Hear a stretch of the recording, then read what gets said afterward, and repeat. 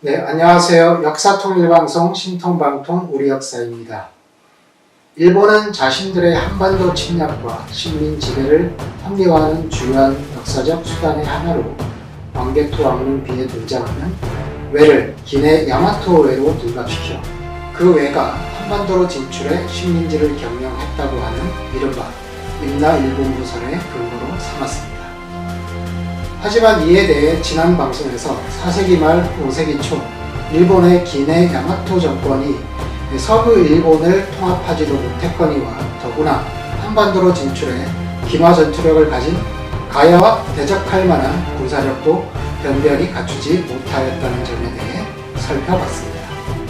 한마디로 광개토 왕릉비에 나오는 왜가 이른바 기내 야마토 왜일 수 없음을 밝혔습니다.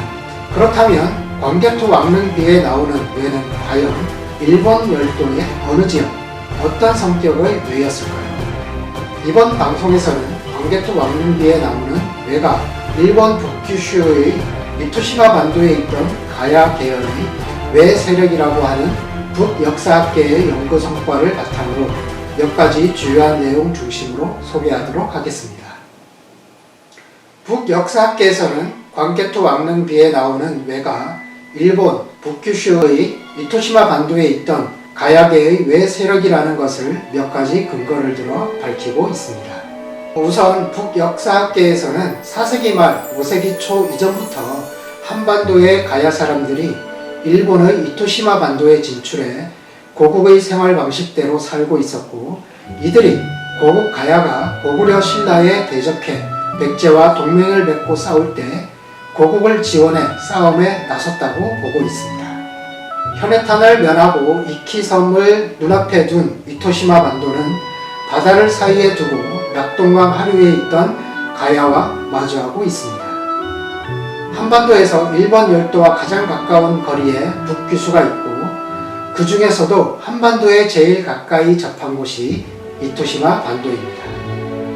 여기에 있던 가야계 왜인들이 고국 가야에 위기가 닥쳐오자 고국을 지원하기 위해 출범하였던 것입니다. 뿐만 아니라 북역사학계에서는 이토시마 반도에 가야계 국가가 세워졌다고 보고 있습니다.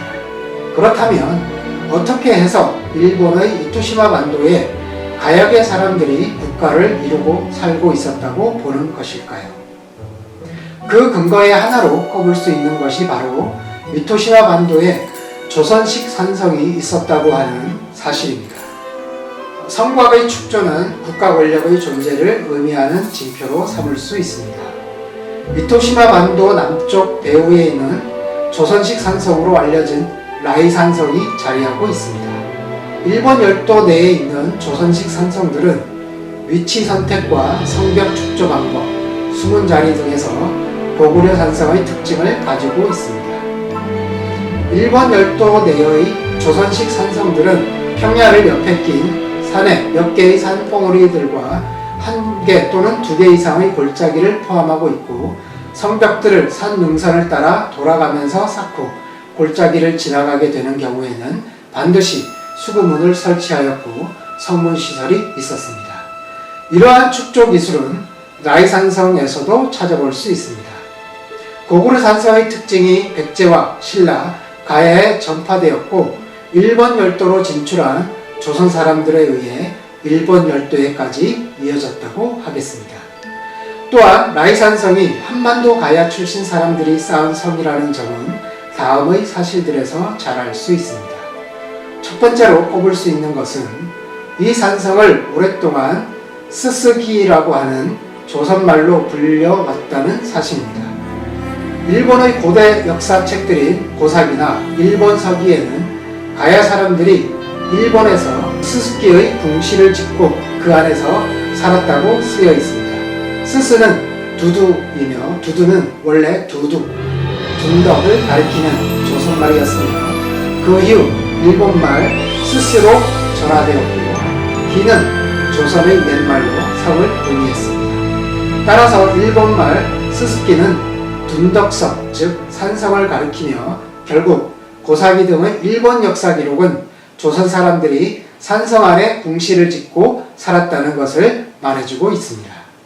두 번째로 이 산성 안에서 가야 특유의 삼배문이 기왓장이 나왔다는 사실과 세 번째로 산성 가까이에 라이산 고분에서 가야의 녹각제 칼이 나왔다는 사실 등을 통해 알 수 있습니다.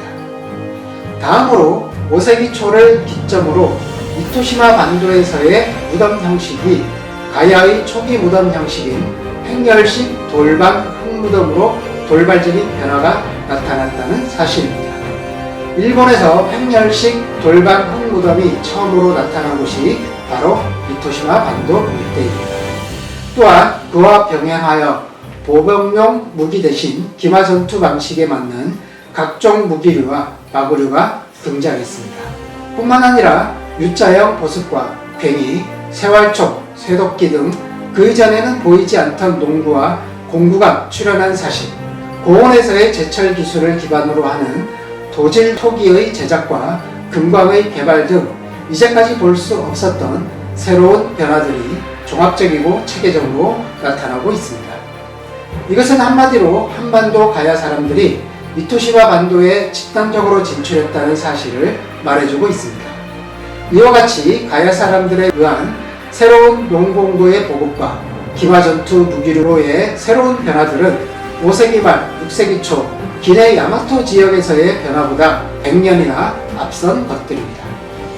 이처럼 4세기 말 5세기 초 가야 사람들은 이토시마 반도로 진출해 일본의 기존 영농기구나 무기보다 훨씬 우월한 선진 농공구와 무기류, 마구류 등의 보급을 통해 당시 일본의 정치, 경제, 군사 분야를 크게 자극하여 일본 역사 발전에 기여했습니다.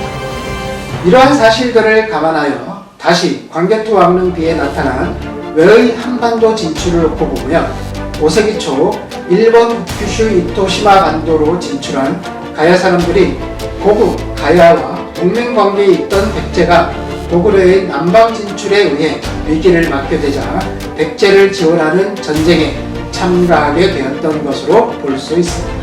이것을 고구려 사람들 입장에서 보면 백제를 지원해 나선 그들이 일본 열도에서 왔다는 점에서 왜라고 부른 것이라 하겠습니다. 이상으로 광개토 왕비에 나타난 왜의 정체에 대해 말씀드렸습니다. 그럼 다음 방송에서 뵙겠습니다. 감사합니다.